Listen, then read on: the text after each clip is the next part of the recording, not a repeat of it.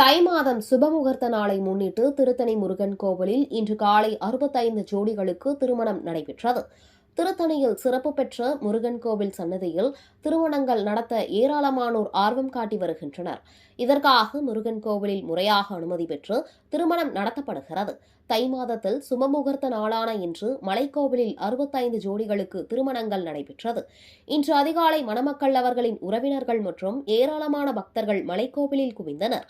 அதிகாலை முதல் காலை 11 மணி வரை சுபமுகூர்த்த நேரத்தில் திருமணங்கள் நடைபெற்றது. மணமக்களை வாழ்த்த உறவினர்கள் மற்றும் நண்பர்கள் முன்னிலையில் திருமணங்கள் நடைபெற்றது. காவடி மண்டபம், திருப்புகழ் மண்டபம் அருகில் தற்காலிக மண்டபங்களில் திருமண பந்தல்கள் அமைக்கப்பட்டு உறவினர்கள், நண்பர்கள் முன்னிலையில் ஹோம மந்திரங்கள் முழங்க திருமணங்கள் நடைபெற்றன.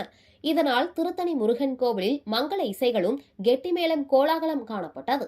திருமணம் முடிந்த கையோடு புதுமண தம்பதிகள் மற்றும் அவரது உறவினர்கள் சுவாமி தரிசனம் செய்ய ஆர்வம் காட்டினர்.